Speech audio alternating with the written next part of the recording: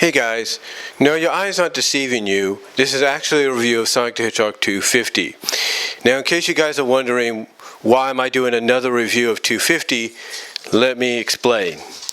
You see, the 250 I did long ago took place during the Worlds Unite crossover, which was the second crossover that Archie Comics had done between Sonic and Mega Man. Mega Man was also another video game title that Archie had gotten the license to publish a comic about. This 250, however, is based around the original continuity of the original Sonic comic book that never got a proper conclusion or continuation due to some behind-the-scenes legal issues at Archie Comics between them, Sega, and one of the original head writers, Ken Penders. Long story short, Penders, along with others that backed him up, felt that he wasn't getting any royalties or any, basically any royalties for his characters being used. And on top of that, basically, he came out and said that Archie had not given or gotten his permission to utilize his characters or use his characters in this capacity. So long story short, he took Archie to court, Archie and Sega to court.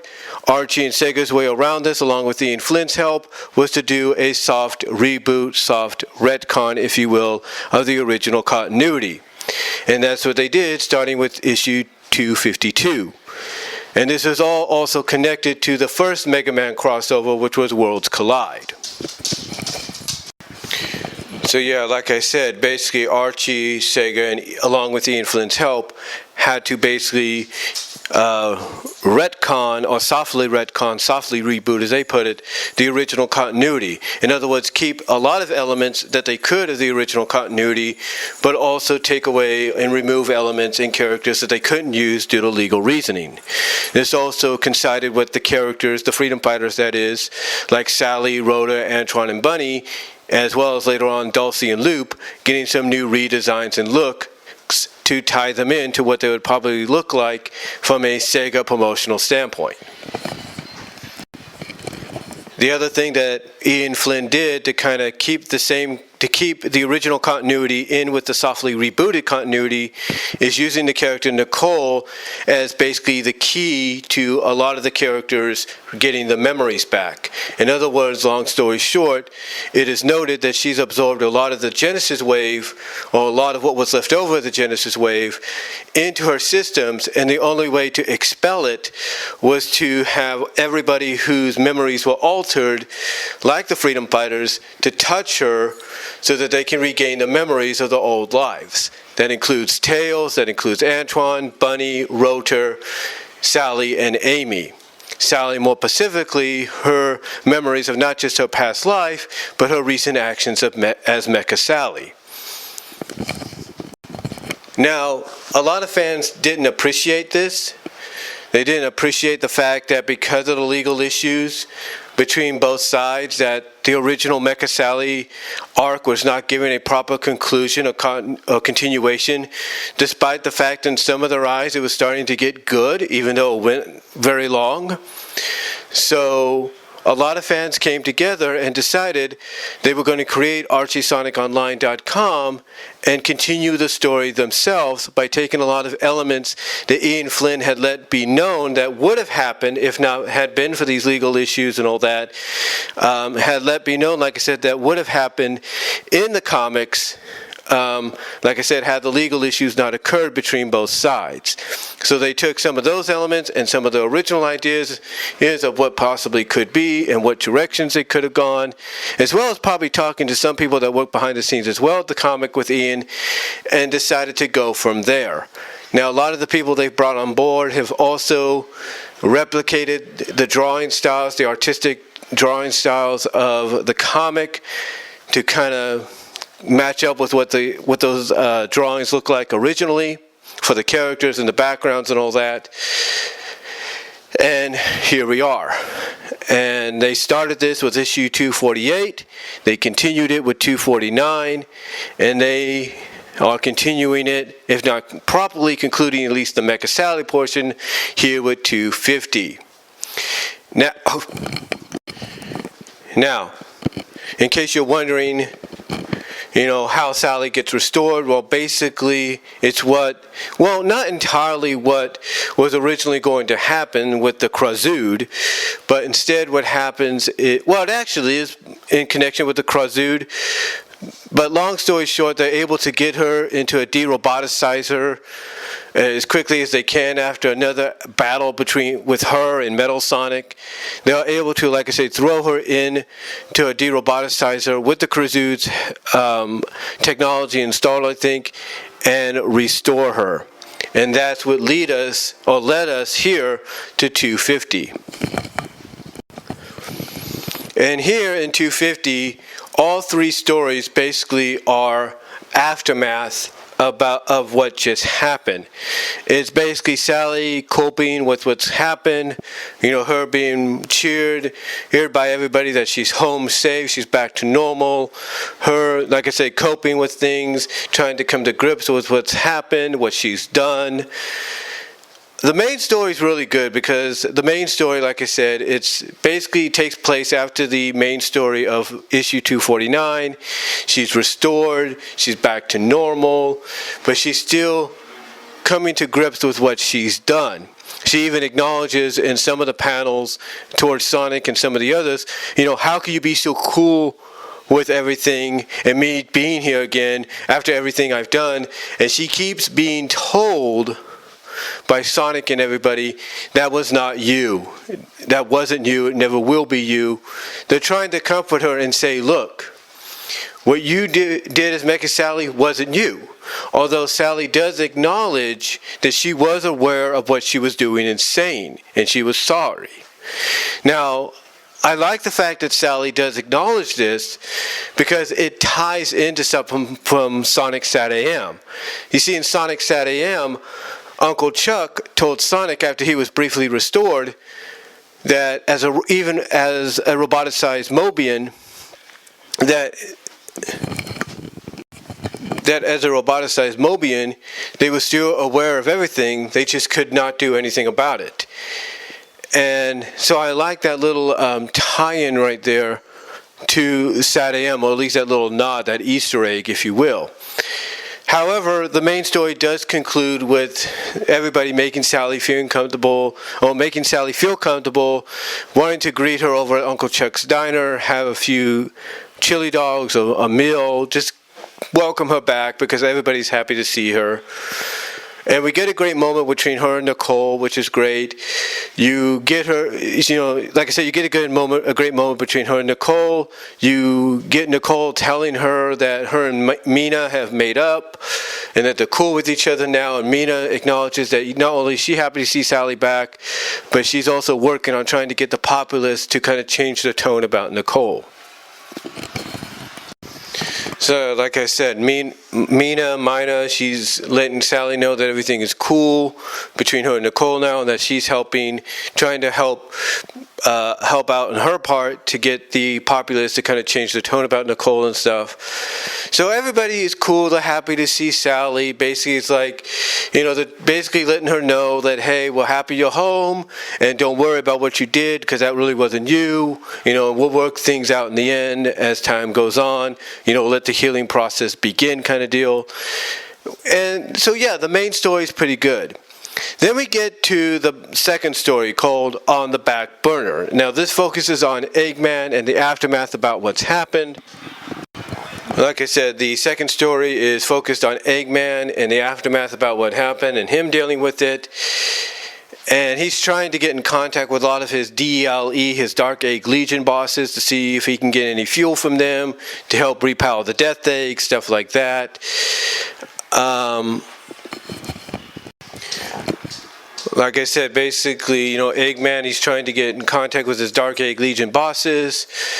And, he's just upset that once again Sonic has followed his plans. And what I do like about here is there's a scene here where Eggman, he's doing the chaos is the constant, the chaos is the constant, the constant is the chaos, or the constant is the chaos. Like I said, there's this little scene on the first page where he's like, the constant of the chaos is the constant is the chaos, stuff like that. And you have, I think it's Qbot, basically saying, not to interrupt your battle with insanity. In other words, what we're getting here is Eggman, it's got his glasses off a little bit, so you see his red eyes going completely dilated to tininess, to very small, basically like he's trying to keep grips of his sanity back. He doesn't want to flip out again kind of deal. So you got him doing the constant is the chaos, the constant is the chaos, which I like because it's a great nod. It's a great nod to when he first got back from first got back from the verge of insanity, where one of the things he would kind of remind himself of when it came to Sonic and him battling is there's a constant within the chaos, so he would have to keep reminding himself of that so he wouldn't be like losing it again. So yeah, it's a great story. So it's a good little middle story, I should say, for Eggman. And he does get in contact with them, and there are two egg bosses that are able to help him out. So I think one is the samurai Lynx. I can't think of her name. I think it's Lightning, I think is her name. The Lightning Lynx, or what? Not Lightning. Ninja Lightning Storm, or Storm Lightning, or whatever her name is. She helps him out. Another one helps him out, but they say it's going to be a couple of weeks. You get that platypus character from the Down Under Freedom Fighters appearing as a legionized egg boss, working undercover, that is, and basically unbeknownst to Eggman, making up the idea of, oh, the local freedom fighters stole fuel here. Basically, it's obvious if you follow the original comic that he's not letting in on the fact that, yeah, he's helping him out kind of deal. So anyway, he does get in contact with them. He does get at least some fuel delivered on its way to be delivered to him. And then Qbot reminds him about the original plans they were going to go with. He looks at a blueprint, smiles evilly, and is like, okay, let's go on. Let's go on with these plans. Let's continue where we left off. And he does acknowledge that the freedom fighters are not whole just yet, and that he wants to make sure it doesn't become that, which of course ties into Bunny not being there, but we'll probably tie into that real soon too. So yeah, he's basically like, okay, let's continue where we left off. Let's continue on with these plans and make sure Sonic's team doesn't become whole again. So the middle story is pretty good. It's a pretty good Eggman story to deal with the aftermath. And then you get Birds of a Feather, which is the last story, the third story. And it's done, and the artistic style is done in an homage to Jamal Peppers, who does very cartoonish kind of styles, if you will. And it's basically it focuses on Sally and Knuckles. Knuckles, of course, has come via ring portal to Freedom HQ to see Sally again, and after he hears she's back to normal. And basically this leads to a conversation where after they talk a little bit, Sally kind of breaks down and kind of admits that she just can't handle it. It's like she can't handle it. It's like she doesn't understand why everybody's cool, everybody's happy and everything. But, even after what she's done, even being aware of what she's done, and Knuckles basically sits her down and say, look, I get it. Let's talk, let's sit down and talk. And Knuckles, what I'm trying to say is Knuckles, he acknowledges that, has Sally sit down with him, and basically says, Sally, let's sit down and talk. Let's get this out of your system kind of deal.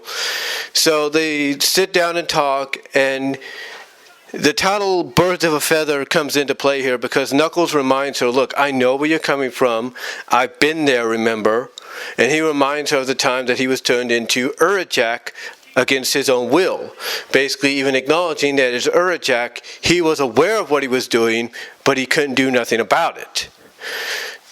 And he goes on to explain that afterwards he felt grief, he felt guilt, he isolated himself from everybody that cares about him, even mentioning his dad's sacrifice to free him.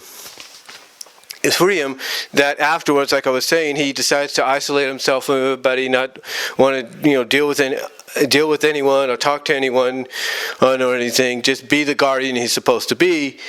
But then he acknowledges to Sally that it was his friends that kind of knocks some sense into him, I should say, got him out of his funk and reminded him, hey, look, you may have not been aware of what you did as Jack. You may feel like you owe the world an apology and all that, but guess what? Or not an apology, but like it's like you owe.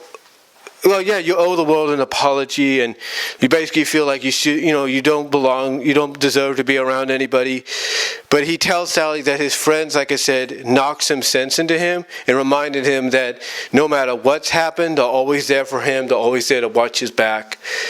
And this kind of helps Sally get out of her funk a little bit, because she thanks Knuckles, she thanks him for telling her that from his side of things, and even says she's starting to feel a little bit better now. And that's kind of where Birds of a Feather, the third story in issue 250, comes to an end. And it's a pretty good follow-up to the main story. It's a pretty good follow-up because of the fact that it's not only focused on Sally and Knuckles, but the reason it's a good follow-up is because now you have somebody that Sally could relate to and understands where she's coming from. And basically tells her, look, what you did, what happened, but you got to remember, you're going to have friends and family there that still care for you, that's going to support you and help you get through this and help you get back on your feet and help you get back into normalcy and stuff like that. So, yeah, the third story was pretty good. I'll give him that. So, overall, issue 250 from the Archie Sonic Online perspective is good. It's really good, and I recommend you guys check it out. Go to archiesoniconline.com. Issue 250 will be the first thing you see on the main cover. And they also have other stories as well. They have stories in the Knuckles comic universe. They have Mobius Legends. They have a comic called Mobius Legends. Mobius Legends, and they have other one-shots as well. There's a whole bunch of stuff to really look into and enjoy story-wise. So, yeah, that's about it for this review. Yes, surprising that it's assigned to Hedgehog comic book review of issue 250 from the Archie Sonic Online perspective. Let me know what you guys all think down below. Let me know if you've read the issue yet and what your thoughts are, and I'll talk to y'all later.